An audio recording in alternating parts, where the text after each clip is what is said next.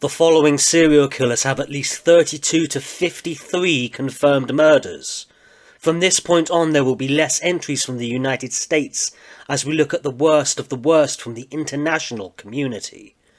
There are 27 cases of the 100 from the non-English speaking countries, and 19 of them are in this and the final chapter. I will likely butcher pronunciations, for which I apologise for in advance, but I'm otherwise going to carry on. Ramadan, Abdul, Rahim, Mansour and accomplices, aka Tourbini. What follows is one of the worst cases to ever happen in Egypt. Mansour, leader of a street gang and had been part of street gangs since he was a child, murdered and raped over 32 boys between the ages of 10 to 14. I'm already reminded of the dreadful William Bonin in that Mansour also had many accomplices to his crimes. It seems as if he kept everyone under an iron fist, and anyone who stepped out of line find themselves meeting a fate like the other victims. He'd often use a train luring street children onto the carriage, and this is supposedly how he got his nickname Tourbini, which means express train. There's some evidence he tortured his victims as well, and there's even a report of one victim who wasn't killed on a train to be buried alive. When arrested, Mansour claimed he was possessed by a genie of sorts, but it all feels like feigned insanity. He and his most involved accomplices were hung in 2010. This entire case feels sensational, and there's even disagreement over how many he really killed. One source said it was 20, but that same source spelt Tourbini incorrectly. A few sources have stated that Mansour himself was raped and thrown from a moving train when he was 12 years old, and the perpetrator that did so was called Tourbini. Did he take the name of his abuser? Regardless, it's been said the throw resulted in a deformity to the face. What has become abundantly clear in this chapter is the mental health and adolescent background of these perpetrators has been completely eclipsed by the sheer number of victims. The amount of assigned tags is low, and little is known about Mansour's background. This is particularly disappointing given how recent this case was.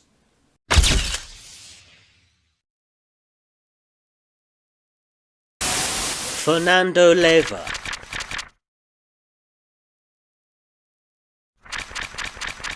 One of Mexico's most prolific serial killers, Leyva murdered at least 33 people over perhaps an 18-year period of 1982 to 1999, and the number could have been as high as 137.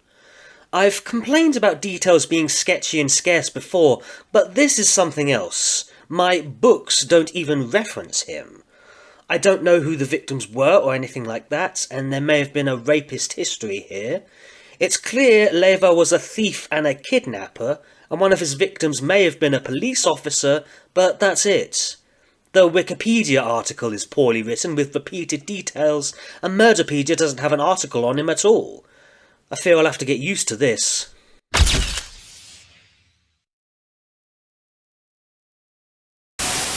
Donald Harvey, aka the Angel of Death.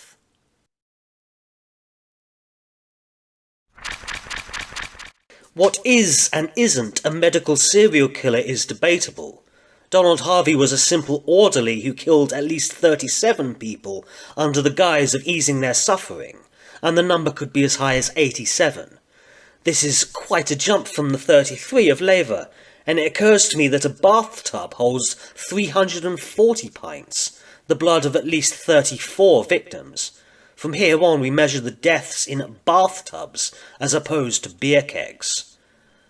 As one of the handful of American serial killers left on the list, there's certainly more information to work with. It's likely Harvey was sexually molested as a child, and after dropping out of school and enlisting in the United States Air Force, he was discharged after 2 suicide attempts. Similarities between him and Charles Cullen are so far striking. Harvey also used insulin to kill his victims, but also used arsenic, cyanide, suffocation, HIV, and other murder methods to claim lives. Some of these methods, such as inserting a coat hanger into the catheter, strike me as torturous, or at very least show his sadism. Similarly, Harvey had no target when it came to sex, age, ethnicity, etc. But he did kill or wound several of his neighbours via poisoning, and even some people he knew personally. An autopsy of one of his victims detected trace amounts of cyanide, and an investigation was opened. Harvey piqued interest when it was revealed he was fired from a previous hospital for, allegedly, stealing body parts to use in an occult ritual. Harvey later confessed his killings, claiming he was euthanizing his victims. Ultimately, Donald Harvey was killed by another inmate in prison, beaten to death in 2017.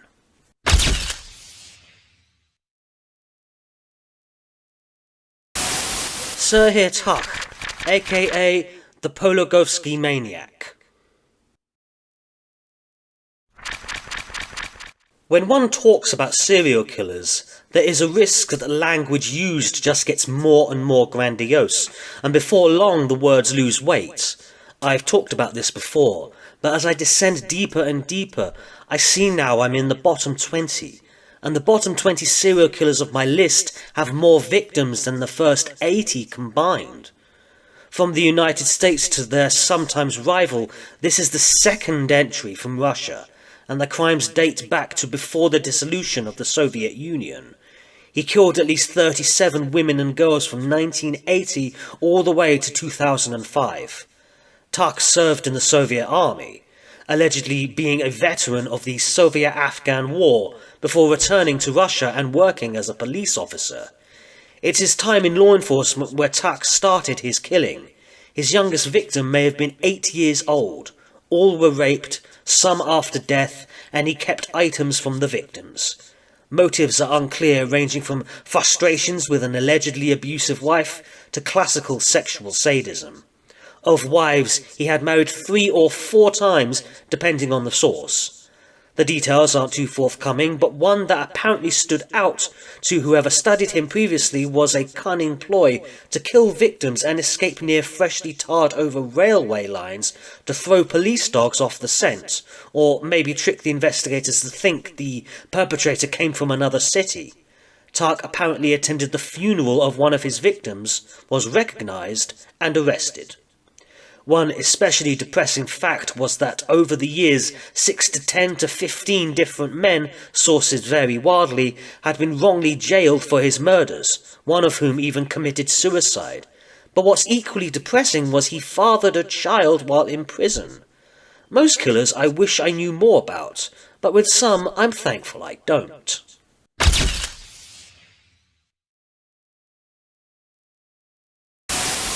Moses Sithole, aka the ABC Killer. I hadn't planned for the second South African serial killer to be right after the second Russian serial killer, but here we are. Sithole killed at least 37 women in the mid-90s, and 1 toddler. He was named as such because of the first letters of the places he killed: Atteridgeville, Boxburg, and finally Cleveland. With so many kills in 2 years, he is especially bloody, but his kill-to-time ratio doesn't beat that of Wang Qiang, but is darker than Paul Knowles. I'm glad to have solid information about his past. Sithole's father died, his mother abandoned him, and he wound up in an orphanage.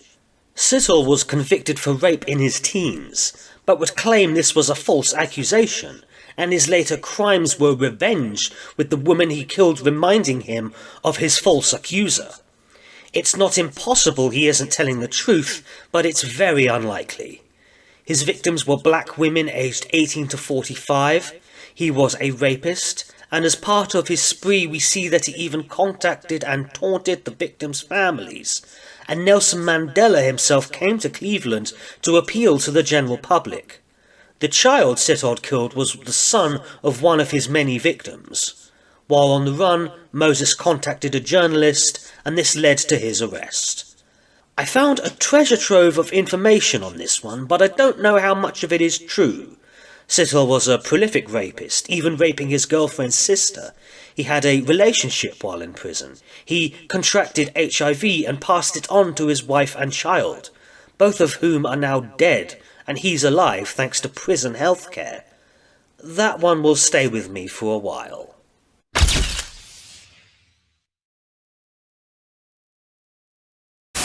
Ahmad Suradji, aka the Sorcerer. As the numbness persists, we've reached a killer who murdered over 40 victims. The number of dead has sharply increased, as only 15 entries ago I started labelling them prolific. They were prolific before, but what about now? What more can be said?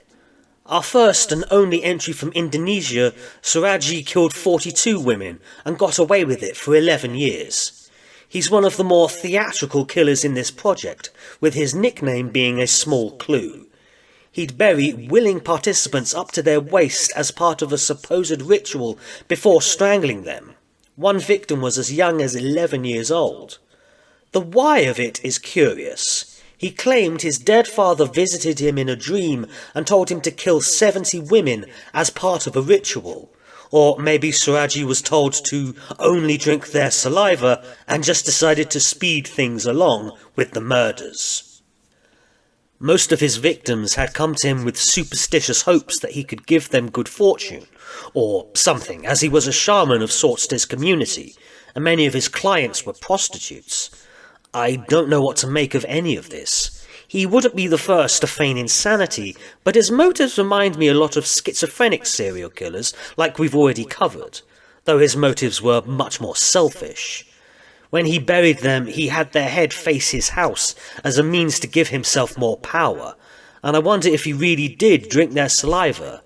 I think I need to use the unknown tag for this case. His final victim was found, and police investigated Suradji. An excavation of the sugarcane field revealed all of his victims. It isn't clear to me if he dug them up and then buried their whole bodies or not. In typical internet fashion, this is where things get muddled. Supposedly he had 3 wives, all of whom were sisters, and they were also arrested as accomplices. One was sentenced to life in prison. This information is repeated in the wiki article and looks awful. Suradji himself was executed by firing squad in 2008.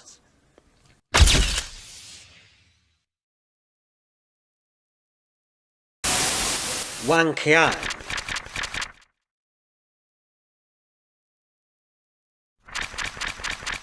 And now on to China, as if accurate information wasn't already hard enough to come by. Wang Qiang was convicted of 45 murders and 10 rapes. Some of his victims were raped after death. 2 years after his arrest, he was shot. A few numbers and grisly details aren't enough. Growing up in a small village, his father was apparently an alcoholic tyrant and gambler who wouldn't even let Wang attend school. When he did attend school, he was allegedly bullied. It isn't clear if he exclusively killed women, and I think he did kill couples at some points.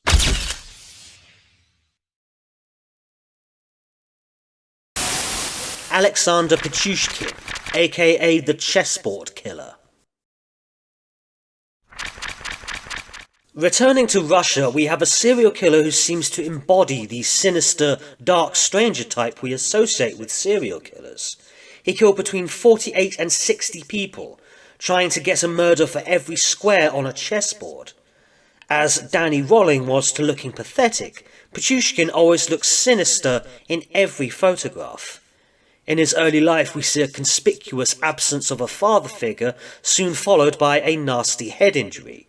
Pichushkin fell off a swing, and the swing swung back and hit him on the head a second time. It's said his behaviour changed on that day, but it seems even before then he was bullied at school. He was close to his grandfather, who encouraged intellectual pursuits, the most significant being chess, of which he was said to be good. Pichushkin lost his grandfather in late adolescence, and he started drinking heavily soon after. Some sources describe him as an alcoholic, but I don't know if that is accurate, so I've left it out. Pichushkin developed a cruel hobby of sorts, where he would threaten children and videotape it, once dangling a small boy from his ankle. But soon he would escalate. In 1992, when he was just 18, he committed his first murder, against a friend of his.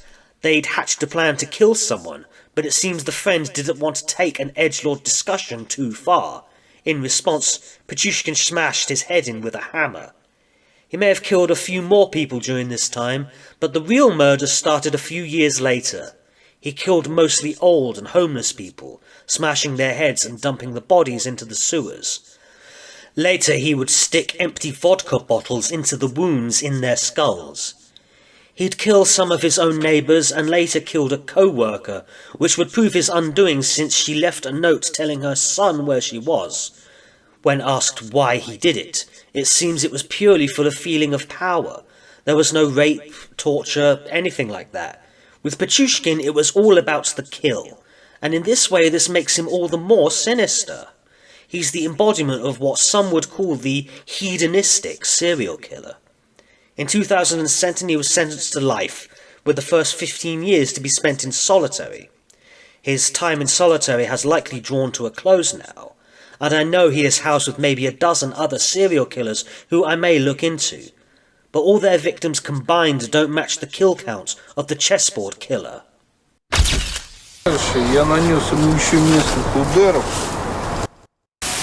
Gary Ridgeway, aka the Green River Killer.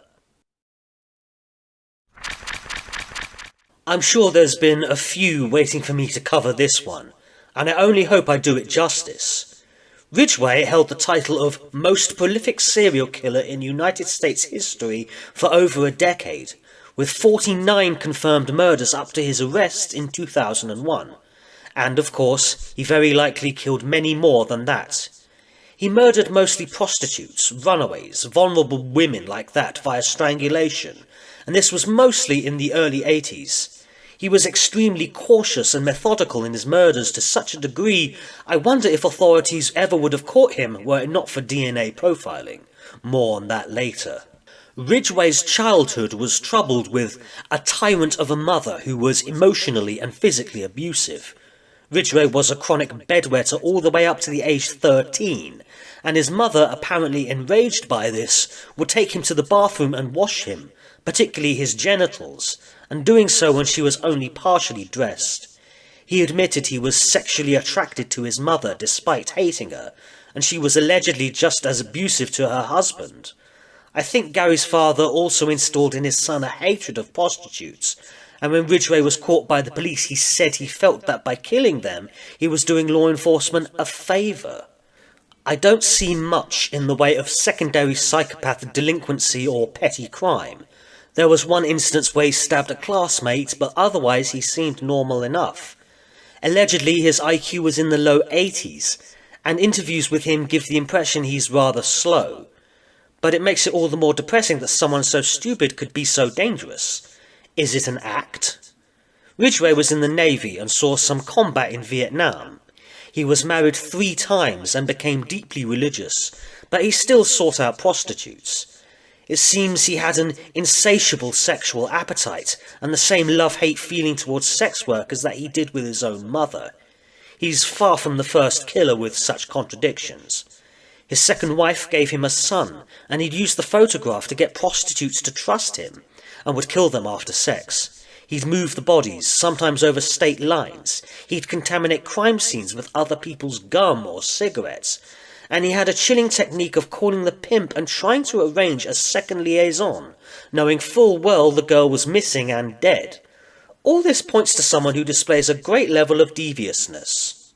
In a real-life case of Silence of the Lambs, the Green River Task Force solicited the help of no less a killer than Ted Bundy himself. Bundy theorized the killer returned to his dump site to have sex with the bodies, and this turned out to be true. In fact, his profile was quite good. Ridgeway's youngest victim was 14 or 15 years old, but Ridgeway's killing slowed down after meeting his third wife. Supposedly he really loved her, and she had no idea what kind of man he really was. At this point he had killed so much he was struggling to remember, and I believe him. It's a banal detail of an evil act, but if you murder over 50 times you are bound to forget things. He had police baffled for decades, and they were chasing the wrong suspect several times. Once for a taxi driver who knew 5 of the victims, and another for a man who went as far as to hold a press conference to get police to stop bothering him.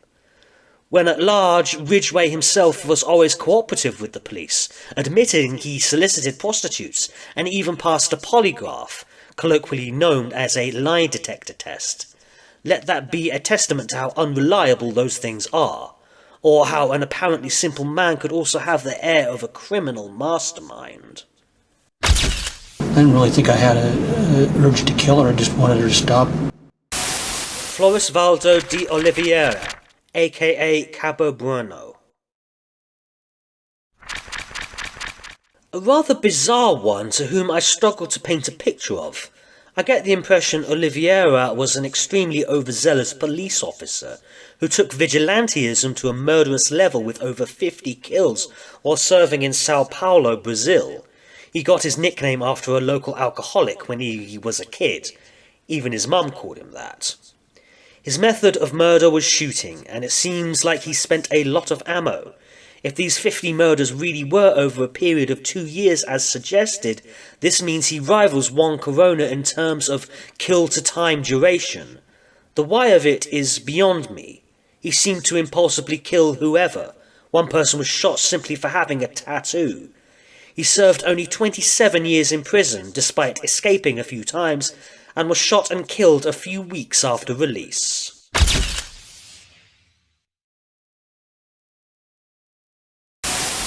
Anatoly Onoprienko, aka the Terminator. Almost without ceremony, we've passed 50 murders. The kill count is more comparable to a natural disaster like a Category 5 Atlantic hurricane. Although hurricanes have caused billions in damage, their body counts are comparable to serial killers. Hurricane Isabel of 2003 killed 51. It killed less than Onoprienko. His father was a decorated veteran of World War II, and his mother died when he was 4. He wound up in an orphanage, and said he resented his older brother being cared for by his father while he was put up for adoption. Over a 6-year period between 1989 and 1995, he shot dozens of people. His first spree was a family of 10, 2 adults and 8 children. It's not clear if this was just a botched robbery. Why kill the children? Was it just to leave no witnesses? More families were slain loudly and aggressively by him. He even set fire to maybe 2 different houses after his spree to cover his tracks, and there's more evidence he shot any potential witnesses to his crimes, and for some sprees he used an axe. In 1996, the Security Service of Ukraine actually tortured an innocent man to death, thinking he was the killer. The man refused to confess to something he didn't do, and prison sentences were at least administered for the offending officers. Onoprienko was captured a few weeks later, and with a small arsenal in his possession along with items from many of the families he's slain. Onoprienko was sentenced to death in 1996, but due to Ukraine's membership to the Council of Europe, the sentence was changed to life imprisonment. Onoprienko died of a heart attack in 2013 at the age of 54.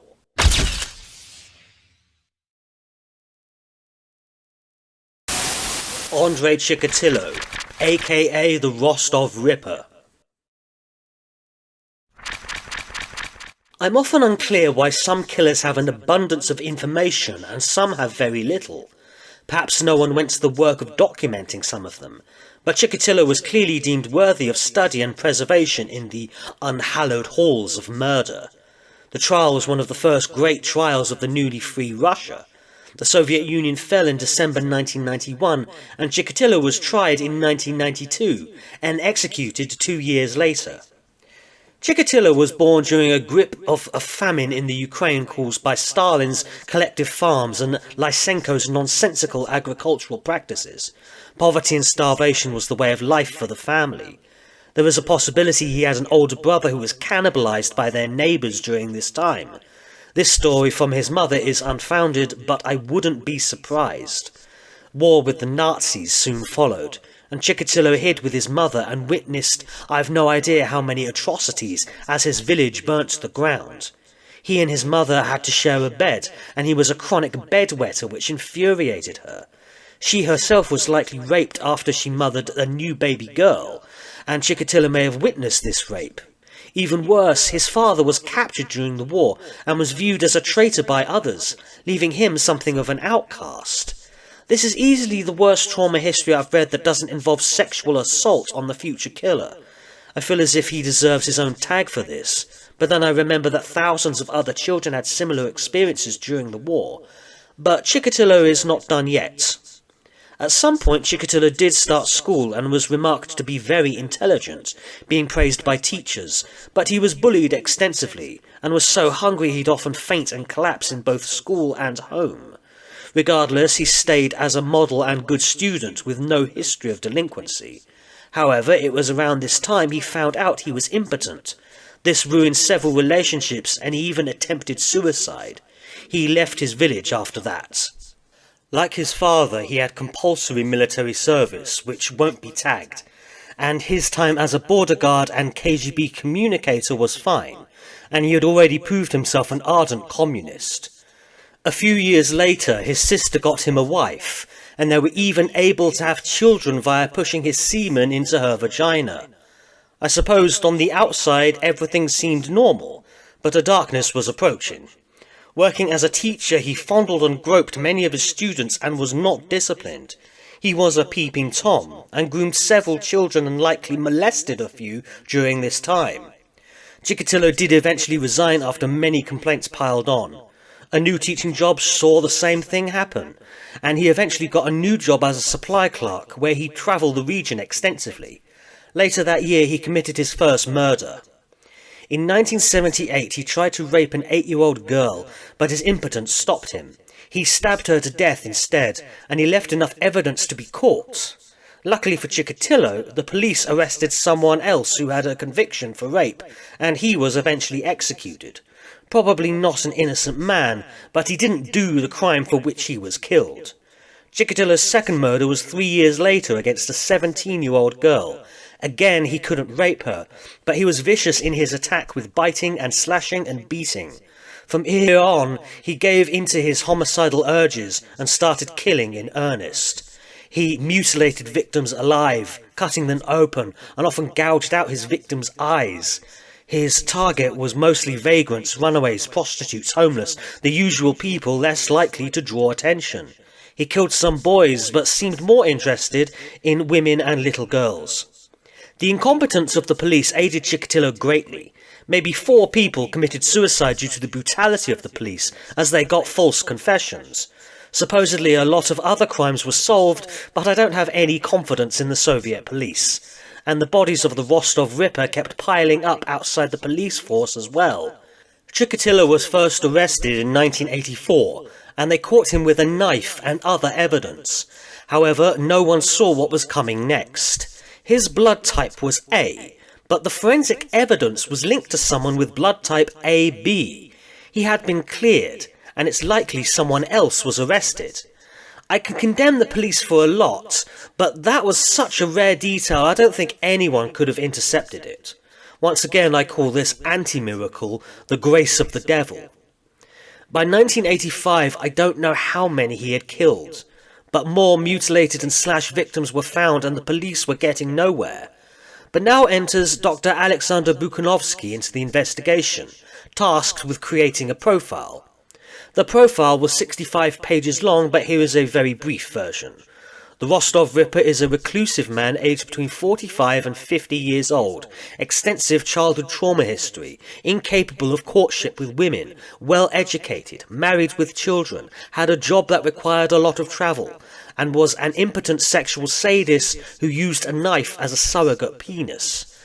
This profile is so good that a cynic like me thinks this was just communist propaganda written after the fact. But there's no non-circumstantial reason for me to think that. I don't know what information Chikatilo gleaned from the media, but he changed his strategy and became more careful from here on, and the next 3 murders took place outside of Rostov. But by now the search was all across the Soviet Empire. Chikatilo had become increasingly sadistic. One victim had her nose cut off while she was still alive, and was then bludgeoned to death. Male victims were castrated, and he once killed 2 in the same day. The police had plainclothes police officers at the railway station and elsewhere for a while now, but still no real perpetrator. The years rolled by and the Soviet Union was coming to an end. Part of me wonders just how much increased media reports of the Ripper, thanks to relaxing on censorship, contributed to its downfall. But they did eventually catch Chikatilo, with a knife and a wound. A further analysis of his DNA revealed his blood and saliva may have been type A, but his semen was type AB. The game was up by this point, but Chikatilo was not cracking. But Butushkin gave an interrogation where he simply read from the criminal profile he made many years ago, and the Rostov Ripper was finally revealed. Chikatilo confessed in great detail about the crimes, and to an additional dozen or so not linked with the investigation. He even revealed he drank the blood and ate the tongues of some of his victims, and a psychological evaluation concluded he suffered from borderline personality disorder. Despite the confessions, he didn't cooperate in court. He changed his appearance and feigned insanity. In 1994, he was executed by a single gunshot to the back of the ear.